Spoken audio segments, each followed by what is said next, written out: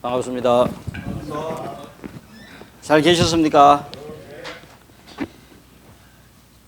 오늘 또 저희들은 이 거사 불교 거사림의 위대한 보살님들을 위해 가지고 불교 최고의 경전이고 우리를 한의와 열정과 정묵 속으로 이끌어갈 묘법연화경 제19강을 시도하도록 하겠습니다.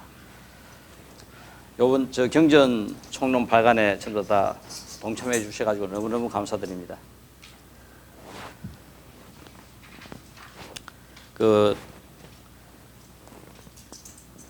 성경과 같이 우리 불교 경전도 저렇게 한 권으로 우리가 들고 다니면서 공부하고 직장이나 집에서나 어디서나 이래 할 수 있는 그런 기회가 주어진다면은 훨씬 더 불자들이 불교 공부를 하는데 좀 수월하게 할 수 있지 않겠나 하는 생각을 갖고 교수대우부터 시작해가지고 약 한 35년 동안 꾸준하게 계속 번역하고 놔두고 했던 그걸 갖다가 요번에 그 마무리했는 겁니다. 우리 예를 들어가지고 건강경 같은 경우 만약 그 단락이 앉아 있는 건강경을 쭉 보신다 하면은 지금 우리가 단락이 주어져 있는 건강경하고 비교해 본다면 어떻겠어요? 그냥 단락 없이 그냥 쭉 정리되어 있는 건강경하고 지금과 같이 단락이 주어져 있는 이 건강하고 비교한다면은 단락 주어져 있는 것이 훨씬 더 우리가 보고 이해하기가 쉽잖아, 그죠?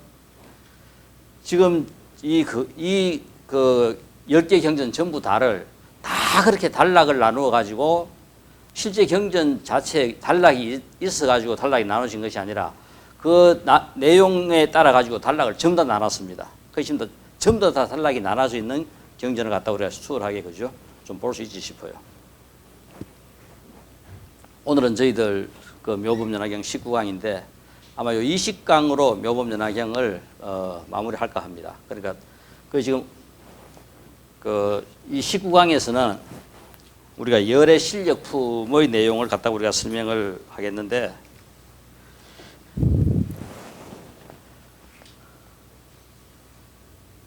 지금 우리가 그냥 이거 볼 때 지금 뭐 같아요? 비행기, 종이 비행기부터 시작해가지고 하늘을 나르는 이 비행기 어떻게 하늘을 나를 수 있을까? 우리 인류가 그죠? 이 지구를 갖다가 이렇게 정착을 하고 개발하고 발전시키고 성장함에 따라 가지고 제일 먼저 이 동력으로서 우리 승용차를 만들었어요. 승용차를 처음 만든 것이 약 한 1771년에 쿠노라 하는 사람이 전기 기관을 이용해가 처음 승용차를 만들었습니다. 그리고 이제 그 후에 그 벤츠가 우리 지금 벤츠 있잖아, 그죠? 그 벤츠가 지금 처음 이 기관 승용차를 만든 사람 이름이 벤츠라요. 1888년에 우리 석유 휘발유를 사용한 그 승용차를 처음으로 만들었고, 그리고 그 후에 지금 이 승용차에 우리가 천재라고 이야기하는 포르쉐, 지금 우리 포르쉐 차 제일 비싼 차 중에 하나잖아요, 그죠? 이 포르쉐가 하이브리드 전기차 이걸 갖다가 디자인해 가지고 만든 것이 약 한 1900년 되기 전에 만들었어요. 그리고 이 승용차를 누구나 다 대량 생산을 시켰고, 그리고 또 70km 이상 시속, 전부 지금 이 차들은 시속 20km, 30km 이렇게밖에 못 가는 것을 실제 시속 70km 이상 달리면서 대량 생산을 만든 사람이 헨리 포드라요. 이런 상황을 거쳐가지고 이 승용차는 지금 전 세계 어디든 그죠? 누구나 다 쉽게 이용할 수 있는 최고의 교통수단이 되었고, 이거와 더불어 이제 하늘을 나르는 이 비행기를 처음 이제 어떻게 하면 비행기를 만들 수 있을까? 하늘을 나르는 그죠? 그 기차를, 승용차를 만들어낼 수 있을까 하는 여기에서 처음 이 아이디어를 갖고 미국에서 이 프로젝트를 냈을 때 이 사무엘 랭글리크는 이 사람이 상당히 그 당시 그죠? 천체 물리학자였고 미 국방부가 $50,000,000를 여기에 투자했고 상당히 그죠? 아마 이 사람이 만들 거라고 생각했는데 이 라이트 형제도 이런 아이디어를 갖고 학력은 고등학교밖에 안 됐어요. 재정 지원도 전혀 없었고 이런 상태에서 지금 이 사무엘 랭글리하고 이 라이트 형제가 누가 이 비행기를 갖다가 먼저 만들어내느냐 하는 이 경쟁에 그저 돌입됐습니다. 이 경쟁에서 결국 이 비행기를 보는 이런 다른 시각들, 우리가 지금 세상을 어떻게 보는가 하는 게 따라 가지고 사무엘 랭글리는 될 수 있는 대로 하늘을 그죠 나누는 정도, 기계 정도로만 생각을 했고, 라이트 형제들은 전혀 다른 각도에서 생각을 했고, 그래서 이 두 그죠 이 보는 시각 차이와 그리고 또 일하는 태도, 사무엘 랭글리는 뭐 그냥 해결해야 될 과제 정도로 생각했고, 라이트 형제들은 이것이 우리 인류의 꿈이다 하는 생각을 갖고 자신을 꾸미면서 인류의 꿈이다 하는 생각을 갖고 이 일을 시작했습니다. 그래서 이 랭글리는 몇 번 실패하고는 그냥 포기를 해버렸어요. 도저히 이 하늘을 나르는 승용차를 만들 수 없다고 포기를 해버리고, 이 라이트 형제는 끝까지 그죠 그 일을 갖다가 매진해가지고 우리가 언덕 같은 데서 이 실험을 하고 또 실험을 하고 수십 번의 실험을 거치고 함으로써 결국은 비행기를 최초로 만들어낸 사람이 이 라이트 형제입니다. 아마 우리 승용차, 비행기, 우리가 생각해 본다면은 이 열의 실력, 우리가 상상도 할 수 없는 어마어마한 이런 힘들, 이 과학이 만들어낸 상상도 할 수 없는 이런 힘들이 결국은 실력과 버금가는 이런 힘들이라요.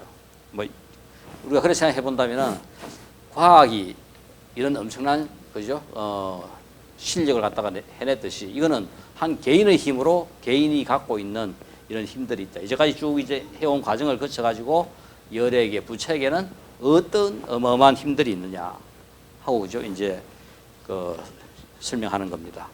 이때 부처님께서는 운수보살과 사바세계에 있는 수많은 보살들과 출가 수행자들, 제가 수행자들, 하늘, 용, 야차, 아수라, 사람 아닌 것들 등 대중 앞에서 신통을 내보이시며, 특히 부처님께서는 거의 그죠 신통을 보이는 것을 갖다가 가능하면은 신통을 갖다가 못 쓰게 했습니다. 그러니까 진지한 그 대화로서 상대방이 따르도록 감복하도록 만들었지 신통으로서 상대방을 갖다가 굴복하게 하지는 않았어요. 그래서 신통을 부리다가 부처님한테 구중받고 평생을 신통을 안 부리겠다고 그죠 맹세하는 그 비구들도 있었고, 그리고 또 부처님께서도 실제 특별하게 그 신통을 부리지는 보통 상황에서는 부리지 않았어요. 그러니까 부처님께서 꼭 신통을 부려야 되겠다고 생각하고 신통을 부린 것은 과연 인도 사회에서 어떻게 전법할 것인가, 이 결정에서 그 당시 처음에 부처님께서 이 신통을 부린 것이 그 처음 그 가습 사명제, 즉 가습을 갖다가 굴복시킬 때 최초로 신통을 부립니다. 그 당시 가습은 인도 사회에서 바라문 출신으로서 가장 존경받는 사상가였어요. 그러니까 부처님께서는 그 당시 상황으로 봐가지고 가습이 만약 굴복을 한다면은 이 인도의 사상계는 하루아침에 바뀔 것이다 하는 생각을 갖고 가습한테 그죠 이제 서서히 다가갑니다. 마침 그 당시 젊은 수행자가 깨달았다, 도를 이루었다 하는 소문은 퍼지고 했는데, 불을 섬기던 이 가습이 실제 이제 부처님을 만나지는 못했지만 소문은 좀 이제 났어요. 그러니까 이제 이 하루는 부처님이 이 가습을 찾아갑니다. 찾아가가지고 내 좀 여기 하룻밤 좀 자고 갈 수 없느냐 하니까 서가모니 그죠 서가라 하고 이야기하니까 시다트라고 이야기하니까 자고 갈 방 없다 하고 딱 이제 거절하는 거라요. 거절하면서 그러니까 어디든지 내가 좀 자고 가게 해도 하고 사정하니까, 그럼 우리 우리 불의 신을 모셔놓은 거기 가가지고 뭐 잘방이 지금 아무 데도 없으니까 거기 하룻밤 있든지 그러면서 이제 이야기하는 거라요. 그래가 부처님께서 그럼 거기라도 좋다, 내가 하룻밤 뭐 좀 신세만 좀 지자 하고 이제 거기 들어갔어요.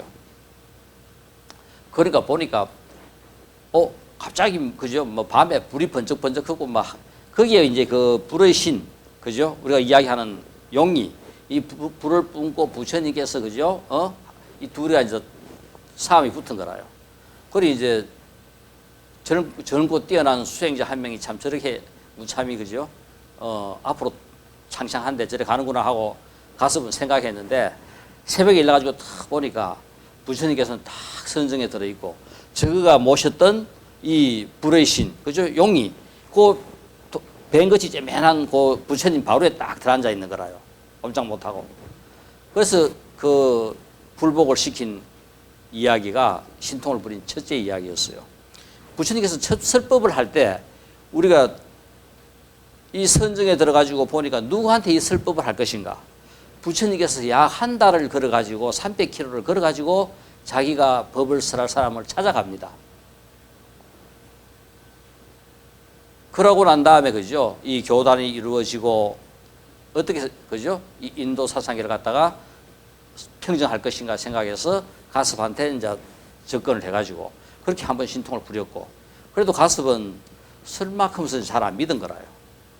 그래 이제 결정적으로 신통을 3번인가 부립니다. 마지막 결정적으로 이제 보통 우리 겐지스 강에는 그 가장 그죠? 성스러운 강이라고 하는 이 사람들은 많은 사상가들이 이 차루가 되면은 전부 다 목욕을 하고 거기서 그죠? 또 한 달의 그죠? 기원을 빌고 하는데 마침 그날 또 전부 다 이제 이 가섭의 500 제자들이 전부 다 가가지고 이제 목욕한다고 하는데 이제 그 부처님도 같이 따라갔어요. 따라가는데 마침 인도 같은 경우는 비도 심하게 그죠? 이래 오고 하는 데라 가지고 갑자기 폭우가 쏟아져 가지고 그날 막 전부 다 내려가고 그 야단이 났어요. 그런데 부처님께서는 그 겐지스 강에서 선정에 들어가지고 부처님이 앉아 있는 사방 그죠? 한자, 두자까지는 비 한 방울 떨어지지 않고 그냥 그대로 있는 거라요. 아침에 가슴이 떡 나가 보니까 자기 제자들은 다 떠내려 가가지고 막 행편없는데 부처님 혼자 그래 앉아가지고 계시는 그거 보고 이제 정말 이 부처님께서 도를 이루시고 신통을 이렇게 뛰어나신 신통도 갖고 계시고 굴복을 하고 부처님 제자가 됩니다.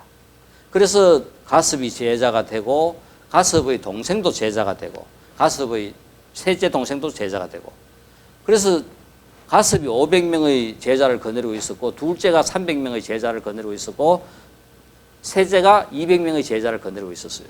그래서 이 3명이 부처님의 제자로서 기이함으로써 하루아침에 1000명의 제자가 생긴 겁니다. 그래 인도 이 사상계가 하루아침에 바뀌어버린 거라요.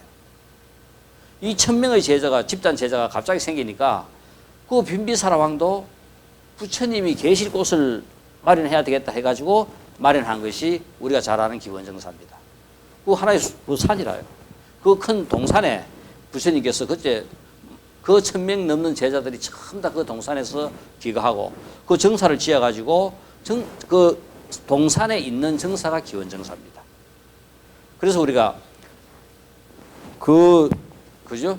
광경이 부처님께서 이 신통을 부림으로써 1000명의 제자가 생겨요. 아마 부처님 당시 인도 사회를 갖다가 단 하루 아침에 이렇게 바꿔놓은 이 대사건이 일어나게 돼요. 바로 이런 신통이 부처님께서 그죠? 이 도를 이루고 나면은 우리가 생기는 육신통이 전부 다 이렇게 해서 그죠? 실제 부처님께서 평생 잘 쓰지는 않았지만은 이렇게 상황이 이렇게 그죠? 어떻게 내가 세상을 갖다 이끌어 가야 될까 하는 이 생각 속에서는 바로 그 신통으로서 인도 사회의 사상가를 하루아침에 바꾼 이런 현상이 이런 일이 일었습니다. 틀궁목마다 여러 가지 빛깔의 광명을 놓아 삼천대천 세계를 모두 비추었다. 그러니까 부처님의 신통이 전 세계에 다 비치는 거라요. 이래서 이제 부처님께서 이제 실력을 나타내신 어떤 실력을 나타내느냐?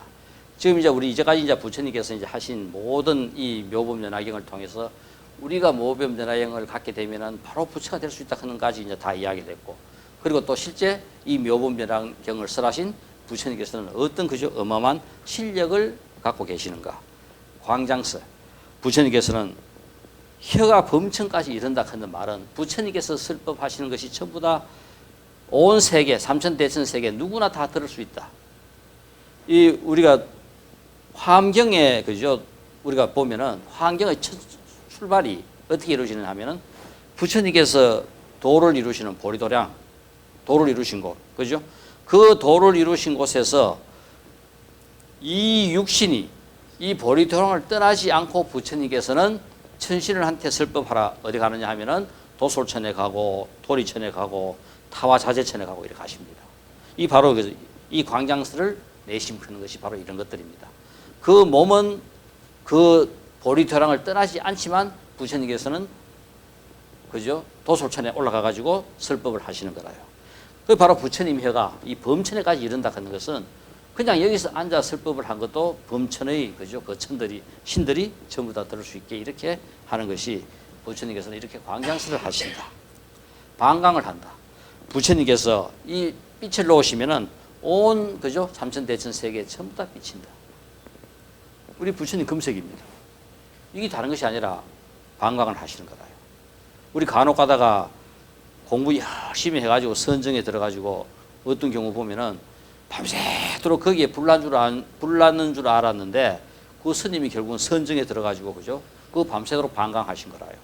이런 일들이 우리 군데 아마 이야기 한 번씩 들었을 겁니다. 바로 이 방광을 하는 거. 우리가 깊은 선정에 들면 이렇게 그죠? 방광을 하고 부처님께서도 이렇게 끝도 없는 방광을 하신다. 이게 바로 이런 것이 듭니다. 신통이다.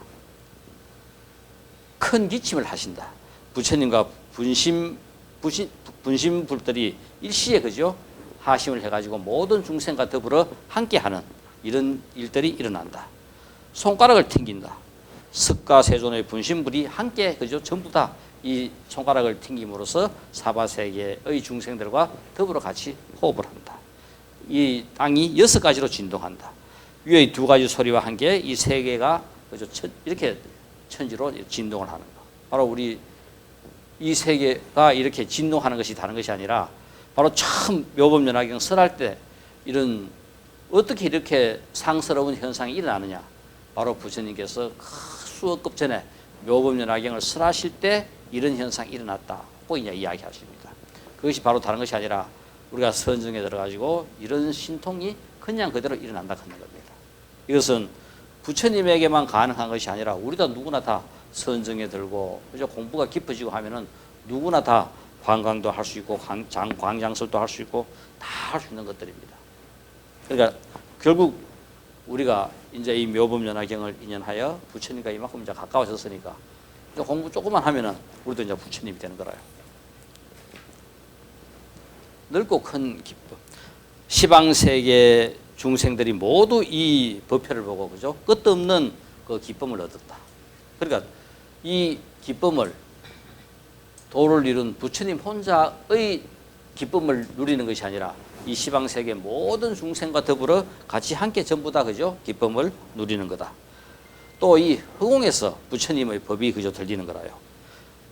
제천이 부처님과 제석천이 부처님과 법화경을 찬양하고 예배하고 전부 다 홍양하기를 권유하는 그 소리가 이 그죠? 하늘나라에서 그냥 다 들리고 모두가 전부 다 부처님께 기하고 재물을 흩어가지고 뿌려가지고 이 사바세계를 갖다가 그죠? 사바세계를 갖다가 장식을 하고 동일불토 이 시방세계가 전부 다 터여 한국토가 됐다. 이 시방세계 전부 다가 그죠? 일심. 결국은 도를 이루고 일심이 되면은 전부 다가 하나가 되는 거라요. 우리는 전부 다가 모든 것들이 우리는 분별입니다. 다 나눠져 있어요. 그러니까 우리가 탐심과 진심과 치심으로 전부 다 우리는 나 자신을 둘러싸고 다 이 나눠져 있는 이것을 이 뚝만 깨뜨려 버리면 이 뚝만 무너뜨려 버리면은 우리는 전부 다 일심이라 하는 것을 우리는 일심으로 회개한다. 일심으로 돌아간다. 그러니까 우리는 일상에서 우리가 이루어야 될 가장 중요한 것은 우리가 전부 다 그 일심으로 돌아갈 수 있는 이 탐심의 둑과 그죠? 치심의 둑과 화내는 마음, 진심의 둑을 무너뜨리고 나면 우리는 전부 다가 일심이 될 수 있다. 이 결국은 분별이라 하는 것이 탐진치에 의해서 끝도 없이 일어납니다. 이것이 우리가 평생 서는 우리의 삶의 모습이라요. 그러니까 우리는 어떻게 우리가 살든지 간에 이 탐심과 진심과 치심의 분별 속에서 우리의 삶은 딱 갇혀 있어요. 이것이 결국은 왜 우리가 공부를 하고 그죠? 도를 이루려고 하고 부처님 쪽으로 우리가 나아가야 되느냐? 우리가 이렇게 한 생명체가 딱 그죠? 생성될 때, 만들어질 때 결국 한 그죠? 생명체가 딱 만들어지는 그 순간 우리는 원래 나가 없는데 나가 자기 자신이 있다고 딱 생각을 해버려요. 아치가 딱 생겨버립니다. 이 아치에 의해 가지고 그다음 우리는 그 자기가 갖고 있는 그 집착인 아집과 그리고 또 자기만이 그죠? 최고라 자기 생각만 맞고 자기만이 최고라 하는 아망과 아애 자기만을 사랑하는 아애 우리 평생 누구를 사랑하는가 한번 되돌아보세요. 자기 자신만큼 사랑하는 대상이 있다면은 진짜 우리 진정으로 이제 보살이 되고 사랑할 수 있는 능력이 있는 거라요. 근데 우리는 어느 어떤 상황에서든지 자기만큼 사랑하는 대상은 세상에 없습니다. 궁극적으로 전부 다 자기를 사랑하는 데 있어 가지고 적당한 그죠? 타협의 수준에서 사랑하는 거겠지 전부 다. 그래 이런 마음을 갖다 우리가 실제 무엇이 진정한 일심이 된 그 자비고 사랑이냐? 아마 어머니가 자식 사랑하는 마음을 생각해 보면은 그거는 그게 조금 제일 우리가 생각해 볼 수 있는 가장 가까운 마음이 어머니가 자식 사랑하는 마음이라요. 아버지 남자들은 택도 없어요. 그 마음 죽다 깨어나도 안 일어나요. 그만큼 못 일으켜요. 그런데 이제 거기에다가 그 자비에다가 뭔가 지혜 이것만 충족이 되면은 거기 바로 그죠? 우리가 부처 마음이고 보살 마음이거든요. 그런데 우리는 그 지혜가 없는 어머니의 자식 사랑하는 그 마음이라도 우리가 그죠?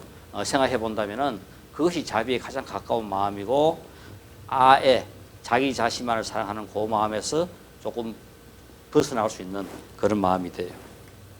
자, 그래서 우리가 이 끝도 없는 이 사바세계에서 진정으로 우리가 이 모든 중생과 더불어 같이 할 수 있는 것은 바로 뭐냐면은 우리가 그 도를 닦고 공부를 해가지고 지금 우리가 이야기하는 아치와 아집과 아망과 아에서 벗어나는 마음 바로 이게 뭐냐면 우리가 도를 이루는 마음이라든가 무심이라든가 무주라든가 그죠? 무상이라든가 이런 거를 터득하고 나면 전부 다 이제 이런 마음이 되는 거라요. 그러면 전부 우리는 이제 일심으로 회개하고 일심으로 돌아가는 마음이 됩니다. 본래 마음. 우리가 견성하는 게 바로 그겁니다. 보이지 않는 본래 성품을 보게 되면은 바로 물들기 전에 그 마음을 내가 보고 아는 거라요. 그 마음을 갖다 우리가 이제 일으키는 겁니다. 자, 그래서 궁극적으로 여기서 우리가 부처의 세계로 돌아가자. 그죠? 회상길, 성문, 영각, 보살을 회통해가지고 부처의 세계로 돌아가자 하는 것이 다른 것이 아니라 우리 전부 다가 그런 마음이 되는 세상을 만들자 하는 겁니다. 우리가 그렇게 살면은 그렇게 살려고 애를 쓰고 노력하고 그렇게 사는 것이 다른 것이 아니라 묘법연화경을 갖다가 우리가 그죠? 내가 수지 독송해서 아는 거고 이것을 이 세상에 실천하는 거고 내가 바로 그죠? 부처 쪽으로 나아가는 거고 다 그렇게 이루어지는 겁니다.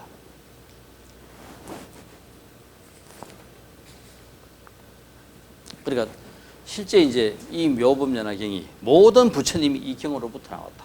그래서 지금 우리가 이 세상에 존재하고 있는 모든 부처님이 전부 다 이 경으로부터 나왔기 때문에 이 경이 그만큼 중요하다 하는 겁니다. 이 세상에 묘법연화경만큼 더 중요한 것이 없다. 어떤 국토에서나 이 경전을 받아 지니고 읽고 외우고 해설하고 쓰고 내용대로 수행하는 사람과 이 경전이 있는 곳이면 그곳이 바로 도량이니 탑을 찬탄하고 공경하여야 한다. 바로 묘법연화경이 있는 곳이 바로 부처님이 있는 것하고 똑같다. 그만큼 그죠? 이 묘법연화경이 소중하다 하는 겁니다. 모든 부처님들이 이 경전으로 위없는 바른 깨달음을 얻었으며 모든 부처님들이 이 경전으로 바로 법을 설하시고 모든 부처님들이 이 경전을 통하여 궁극적인 세계인 일반에 드신다. 그래서 우리가 불교의 그 많은 경전 중에서 이 묘법연화경을 최고라고 우리가 생각하는 하나의 그죠? 이유를 갖다 이제 여기 이제 밝혀놓은 거라요. 실제 부처님께서 깨친 이 연기를 쓰라는 가장 대표적인 연기가 성구 연기와 성기 연기입니다. 성구 연기. 세상은 원래 그냥 그대로 다 갖춰져 있다. 성구, 갖춰져 있는 거기에 대한 연기를 설명하는 것이 성구 연기. 그것의 대표적인 경이 바로 이 묘범연화경이라요. 성기 연기. 끊임없이 일어나고 끊임없이 변화하는 그의 연기를 쓰라는 것이 그죠? 성기 연기. 그게 바로 우리가 화엄경이 성기 연기입니다. 그래서 우리가 보통 경의 최고봉으로 우리가 생각하는 것이 화엄경 쪽을 생각하는 사람은 화엄경이 최고의 경이다고 이야기하고 이 또 그죠? 묘범연화경 쪽의 사람들은 묘범연화경이 최고의 경전이라고 이야기하는 것이 바로 우리가 부처님의 가장 깨달음의 본체인 연기를 설명하는 데 있어 가지고 가장 그죠? 그 극과 극인 성구 연기와 성기 연기를 가장 절묘하게 설하고 있는 것이 묘범연화경과 화엄경이다.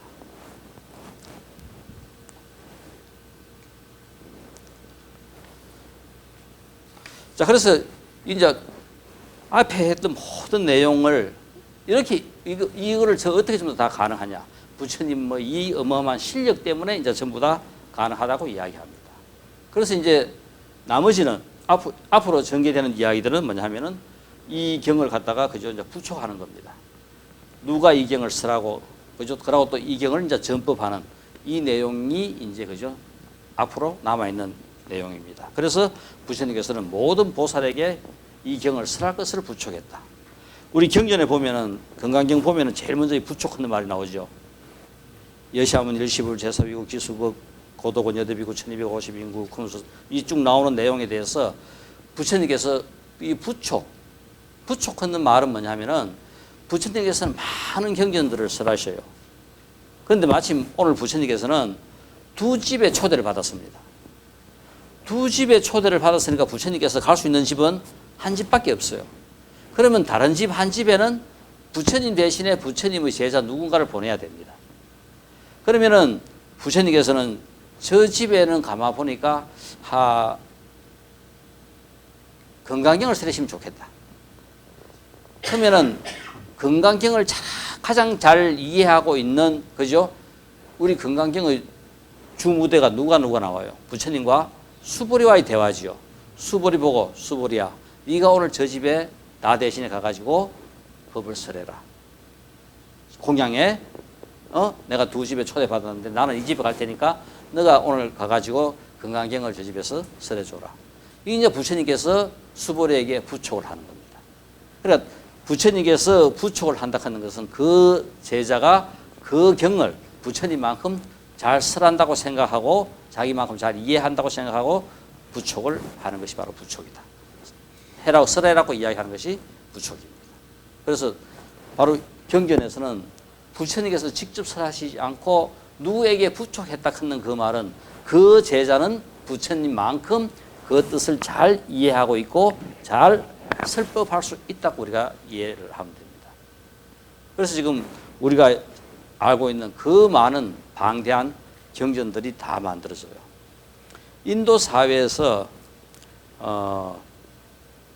이렇게 어마어마한 경전들이 전부 다 만들어질 수 있었던 근거가 부처님께서 열반에 드시고 제일 먼저 일어나는 일은 제1결집이 일어나요.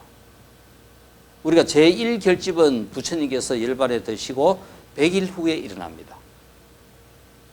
그러니까 이때 이 제1결집을 소집한 가섭은 부처님께서 이제 열반에 드시다 하는 소식이 전 인도에 퍼졌어요. 가섭은 전법을 하러 다녀가지고 다니다가 멀리 떨어져 있었습니다. 가섭이 다시 부처님이 열반에 드신 그 쿠시나가라로 오는 데까지는 약 한 10일 가까이가 걸렸어요. 오는 도중에 어떤 일이 있었냐 하면은 나이 든 늙은 비구를 만났는데 그 늙은 비구가 가섭을 붙잡고 하는 말이 가섭이요. 우리는 이제 해방됐다. 우리한테 뭐는 하라, 뭐는 하지 마라.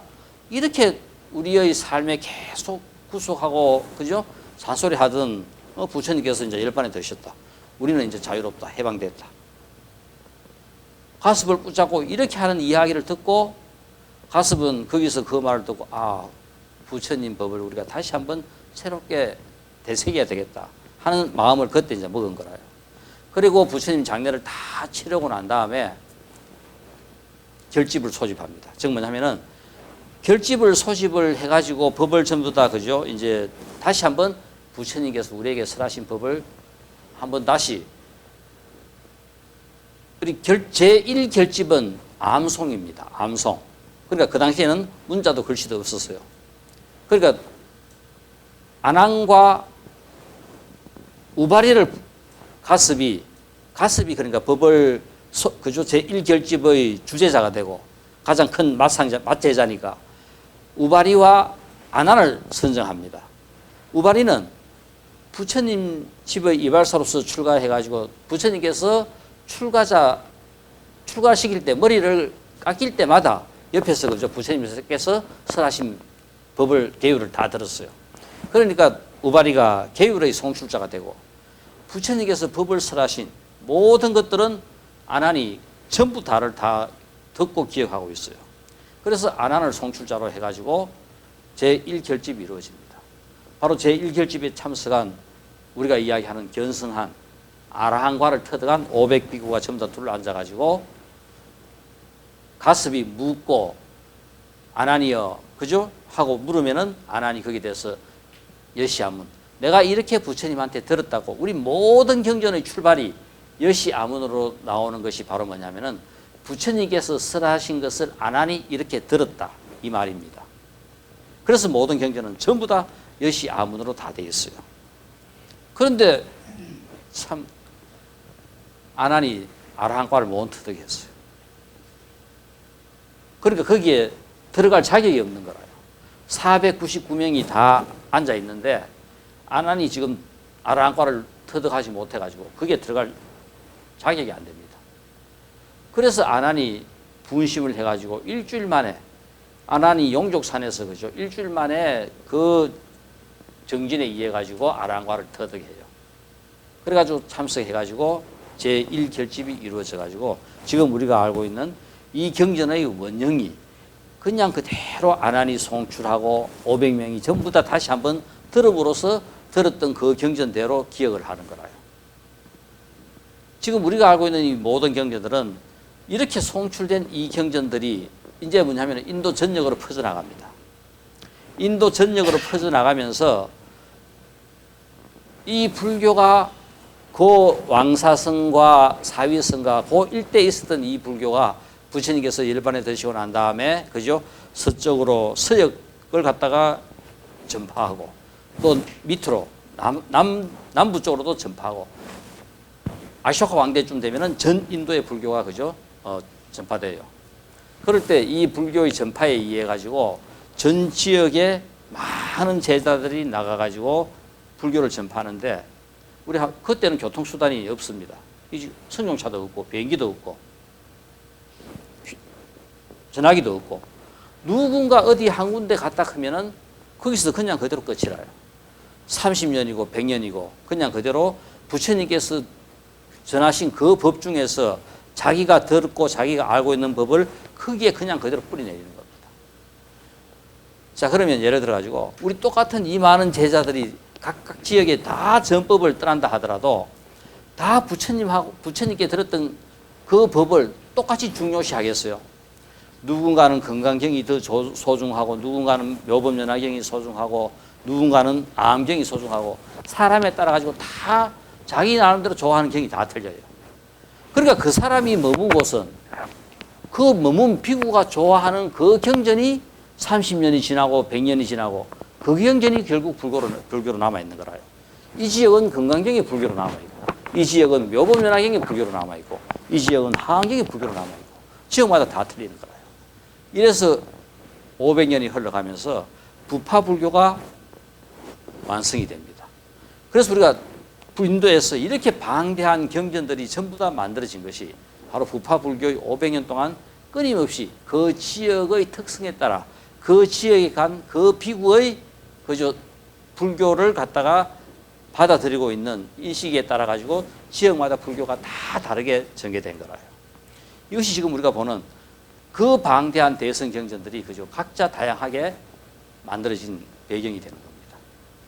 그래서 우리가 안경은 누구나 다 보면은 똑같은 간단한 문장의 간단한 내용으로 다 쉽게 이해할 수 있는 거로 되어 있는데 비해 가지고 이 대성경전은 많은 비유와 언어와 그죠? 지역마다의 특성을 거치면서 그렇게 만들어졌기 때문에 엄청 다양합니다. 그러면서 불교의 폭을 상상도 할 수 없을 만큼 어마어마하게 광대하게 확대시킨 거라요. 그래서 우리가 만약 불교가 성단에 머무렀다면은 불교는 지금과 같은 이렇게 어마어마한 그죠? 그 모든 진짜 상상도 할 수 없는 이 지구에서 감히 두 번 다시 있을 수 없는 전후무한 대번역 사업, 대경전 사업 이런 것들이 그죠? 일어날 수 없을 겁니다.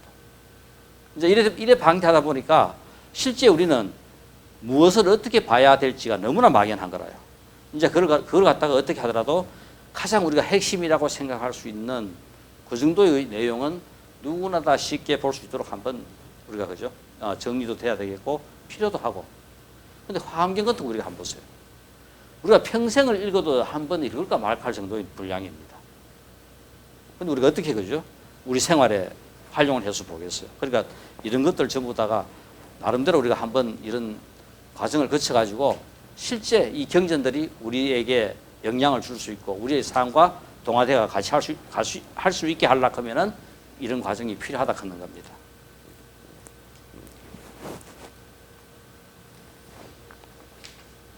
자, 그래서 이제 부촉하는 것이 바르게 부촉하고 부연해서 부촉하고 개하여 부촉하고 이렇게 전부 다 부처님께서는 보살이나 부처님의 제자에게 이렇게 부촉을 해가지고 부처님의 법이 전 인도로 전 세계로 퍼져나가게 만든 것이 부촉을 바탕으로 해가지고 이루어진 것이다.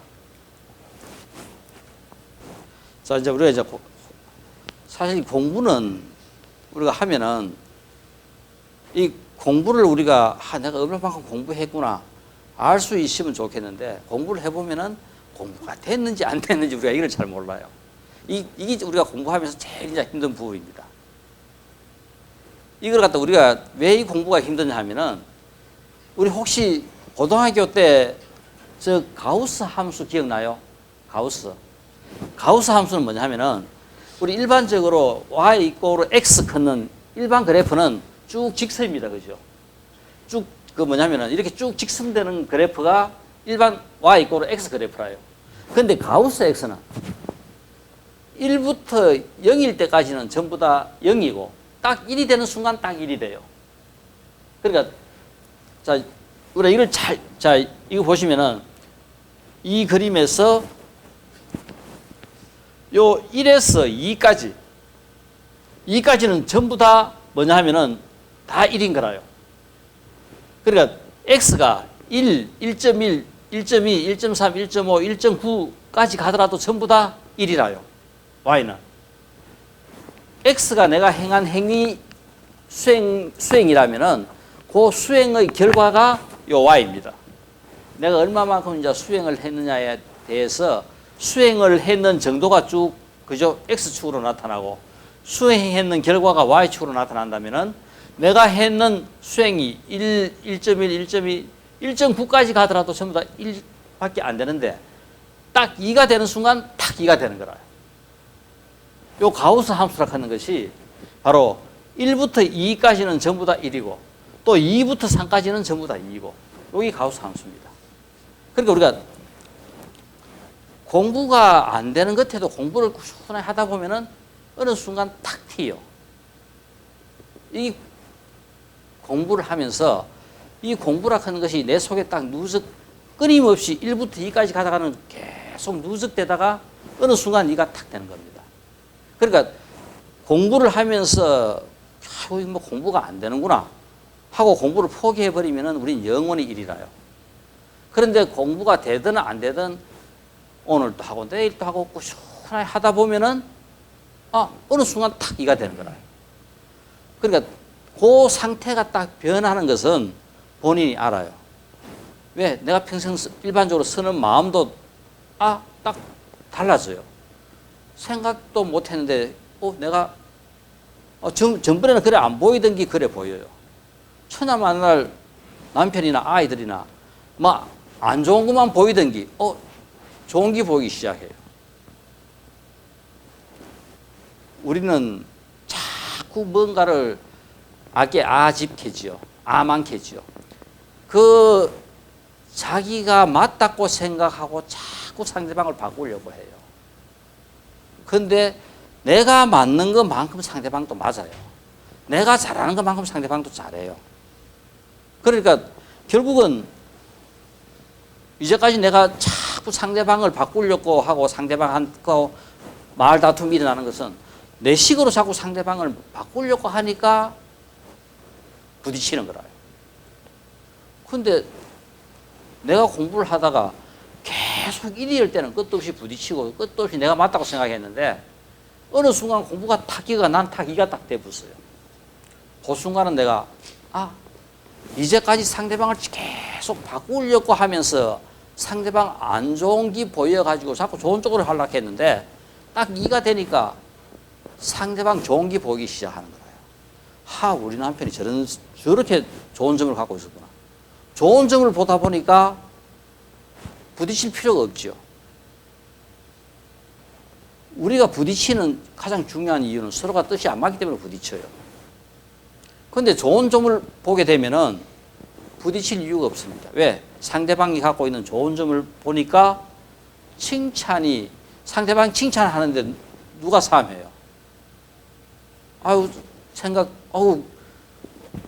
긍정해주고, 잘했다 컸고. 우리 집에 애 시험 쳐가지고 90점 받았던 거 보고, 니는 어제 저녁에 밤새도록 그래 공부해놓고 왜 그거 틀렸나 크고, 그죠? 크는 것보다, 니 90점이나 맞았구나. 어떻게 이만큼 많이 맞췄노? 그죠? 이걸 갖다가 긍정적으로 받아들여주면은 애는 자기 공부했는데 보답도 받고 훨씬 더 잘할 수 있는 거를 한두 개밖에 안 틀려가지고 거의 반에서 최고 수준에 있는 90점 받은 것도 그저 잘못했다고 막 말하니까 무슨 힘이 나겠어요. 그러니까 우리가 바로 뭐냐면은 수행의 결과가 나타나는 것은 가우스 분포다. 어느 순간 탁 저 튀어. 내가 밑도 끝도 없이 탁 공부하다 볼 것 같으면은 공부가 되든 안 되든 되는지 안 되는지 우리가 몰라요. 그러시면 어느 순간 공부가 탁 돼요. 그러니까 공부가 안 된다고 포기를 하는 것이 아니라 공부는 끝도 없이 우리가 해야 된다. 하다 보면은 우리 아무도 안 그렇지만 매일 아침 묘법연화기가 한번 지금이라도 아마 30분씩 독송하고 하는 것을 멈추지 말고 꾸준하게 한번 해보세요. 어느 순간 튀어.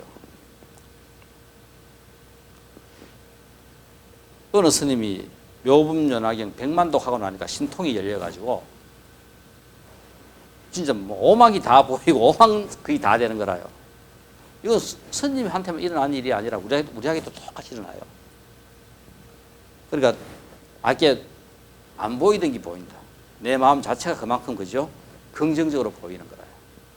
묘법연화가면 열심히 읽다 보면 어느 순간 바깥에 나가면은 전부 다 부처라요. 전부 다 부처 세계로 보여요. 남편이 부처고 아도 부처고 전부 다가 부처인데 누구하고 싸움해요? 그러니까 이렇게 하다 보면은 내 마음이 긍정적으로 바뀐다. 공부는 되는지 안 되는지 모르지만 이 가우스 분포에 의해 가지고 우리가 모르지만은 어느 순간 탁 튀어. 그러니까 우리는 뭐냐면 공부를 하다가 열심히 하지도 안 하는 데다가 또 조금 하다가 그만둬 버려요. 이제 제일 큰 문제는 이겁니다. 어떤 공부든 우리는 공부를 꾸준히 해야 돼요. 공부를 많이 우리가 하면 좋겠지만 많이 할 수 없는 상태에서 무리하게 많이 할 필요는 없어요. 하루에 30분도 괜찮아요. 30분도 괜찮고 50분도 괜찮고 내가 할 수 있는 만큼 내가 한 시간 덜 자든지 한 30분 덜 자든지 일상생활 똑같이 하면서 내 혼자서 자유롭게 시간 낼 수 있는 거. 저녁에 잘 때 내가 한 30분 늦게 자든지 그 시간만 내가 지극하게 그죠? 공부를 경전을 독송하고 안 그러면 입 먹고 오늘 하루 일어났던 일을 한번 생각해보고 그것만 우리가 한다 해도 멈추지 않고 꾸준하게 하면은 한 달 해보고 두 달 해보고 1년 해보세요. 우리는 자기 자신이 얼마만큼 변했는지 몰라요. 휴대폰 얼마나 좋아요. 한 줄만 딱 적어 놓으세요. 또 내일 또 한 줄만 딱 적어 놓고 이렇게 한 줄씩 적는 것을 한 1년만 한번 해보세요. 그 한 1년 전에 내 생각하고 지금 내 생각하고 얼마나 바뀌는가, 달라지는가. 꾸준화해야 된다. 하다가 멈추면 안 돼요. 왜냐면은 이게 우리 중생의 업과 습 때문에 다 그죠. 꾸준하게 지속적으로 안 하려해요. 조금만 해보고 결과가 없으면은 안 해요. 우리 화장품 조금 발라보고 안 좋다고 금방 바꿔요. 뭐 물 좀 먹어보고 뭐 물 안 좋다고 금방 바꿔요. 우리 어떤 약이든 뭐든 간에 지속적으로 꾸준하게 먹어보면은 실제 이 몸뚱이 평생 살면서 이게 다 낡아가지고 그죠? 겨우겨우 굴러갑니다. 이런 거에 뭐 아무리 좋은 보약이라고 먹는다 해도 이 금방 좋아지겠어요? 쉽게 좋아지는 거 없습니다. 그렇지만 꾸준하게 먹으면은 훨씬 더 그죠? 낡아가는 속도가 늦어지는 거라요. 꾸준하게 하는 거예요. 뭐든지 꾸준하게 하다 보면은 다 좋아져요. 약도 괜찮거나 약도 좋아지듯이 공부도 꾸준하게 하면은 근본적으로 이 가우스 함수와 같이 어느 순간 탁 튀게 됩니다. 세상이 전부 다 긍정적으로 보이고 전부 다 부처가 보이는 순간이 어느 순간 딱 와요. 이제 그 순간이 우리가 마음 공부에 딱 입문하는 순간입니다. 그 입문만 되면은 우리는 앞으로 세세생생 공부하고 안 멀어져요.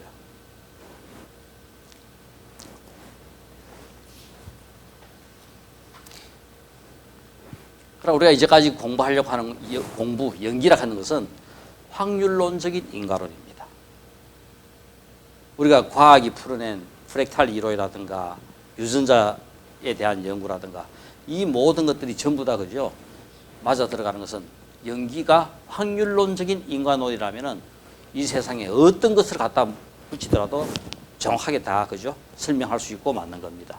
그래서 뭐냐면은 일어날 확률이 가장 큰 것이 일어나요.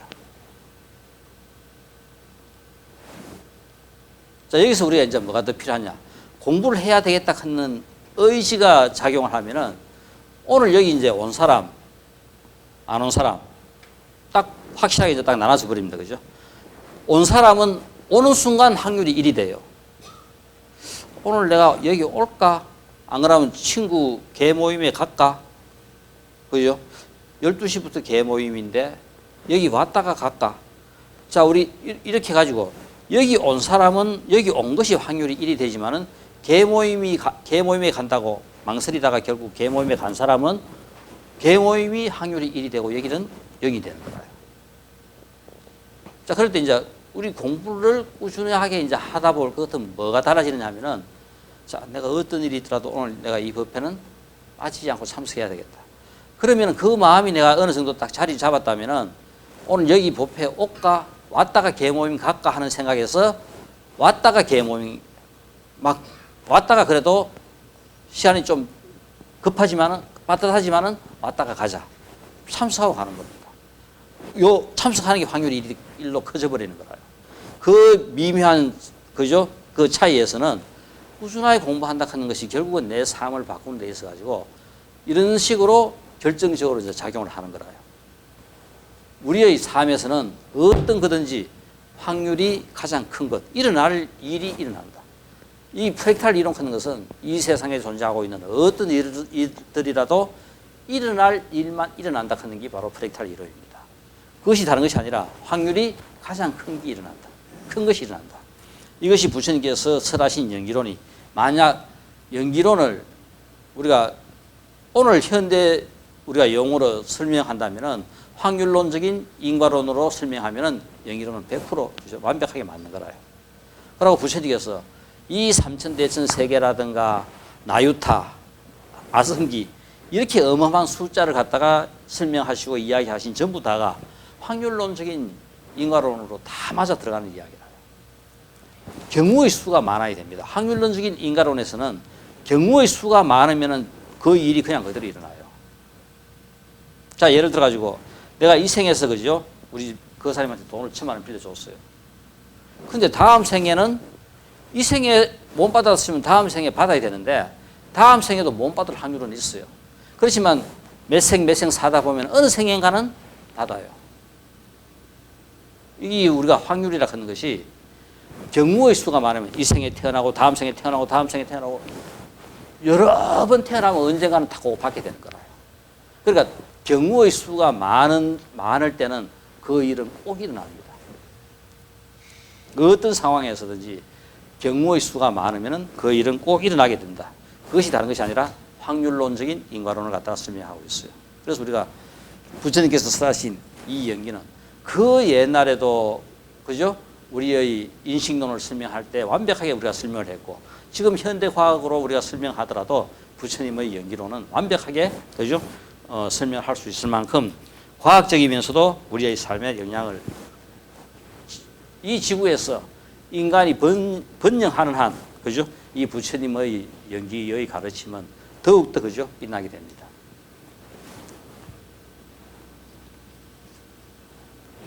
자, 이제 시간이 흘러오면서 초기 불교, 대성경전, 우리가 지금 공부하고 있는 묘법연화경과 금강경 같은 거 우리가 한번 비교해 볼 수도 있는 거고요.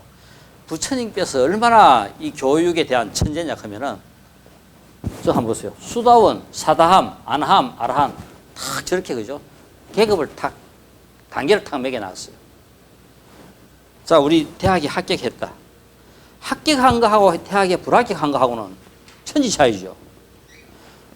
합격은 내가 1등으로 합격했던 꼴찌로 합격한 사람하고 합격하지 못한 사람하고는 그냥 천양의 차이입니다. 수다원.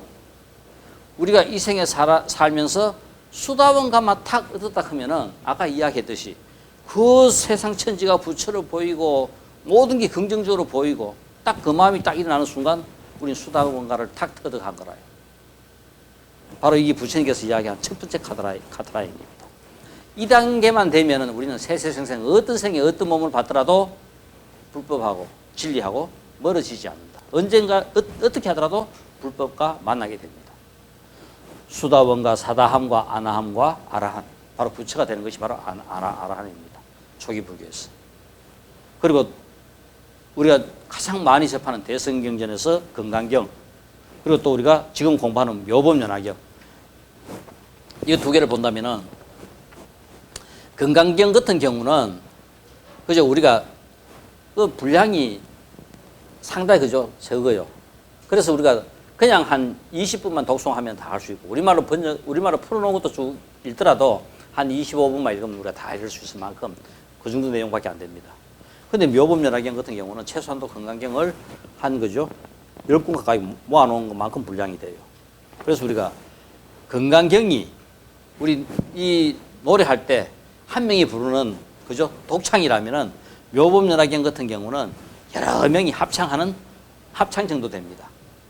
그리고 화엄경 같은 경우는 완전 오케스트라고 이렇게 규모가 전부 다 어마어마하게 틀리는 거예요. 그러니까 화엄경 묘법연화경에도 이 천신들하고 막 나오지만은 그 규모가 화엄경하고 비교하면 비교가 안 될 만큼 또 소규모라요.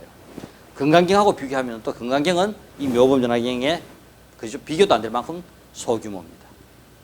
그러니까 독창과 합창과 오케스트라 이렇게 그죠? 규모가 어마어마하게 달라지는 거예요. 그래서 우리가 화엄경 정도의 규모는 이 온 우주가 전부 다 그죠?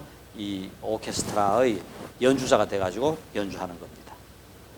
이렇게 이제 경전들이 그 방대함에 따라 가지고 설명하고 있는 상황이 그죠? 확대돼가고 크다 크는 거 우리가 이해를 하면 되겠고.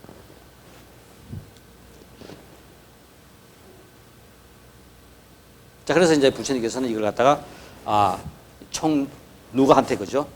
전법하는 그 내용을 갖다가 설명하는 겁니다. 이러한 장엄한 환경을 지켜보고 있던 다부열애와 분신 부처님들과 상행 보살과 모든 대중들은 부처님의 말씀을 듣고 크게 기뻐하고 부처님의 지혜와 자비는 끝이 없어서 중생들에게 부처님의 법을 아무리 베풀어도 다함이 없네. 수행자에게 이 법화경을 설하여 깨달음을 성취하게 하라. 그렇게 하면 부처님의 은혜에 조금이라도 보답하게 되리라. 그러니까 이 경전을 수지 독송하고 전법하는 것, 이것이 결국은 그죠? 이제 총로로서 이제 됩니다. 그리고 이제 그 뒤에 내용은 이 보살들이 능력에 따라 포교하고 하는 그 내용들이 이제 마지막 23, 24, 25, 26, 27, 28품으로 쭉 연결된 거라요. 다음 시간에는 이 포교에 대한 그리고 각 보살들의 그죠 원이라든가 이걸 간단하게 보면서 전반적으로 쭉 이 전법에 대한 내용을 전부 다 한번 간단하게 요약하면서 그 묘법연왕을 경을 전반적으로 전부 다 마무리하도록 하겠습니다. 감사합니다.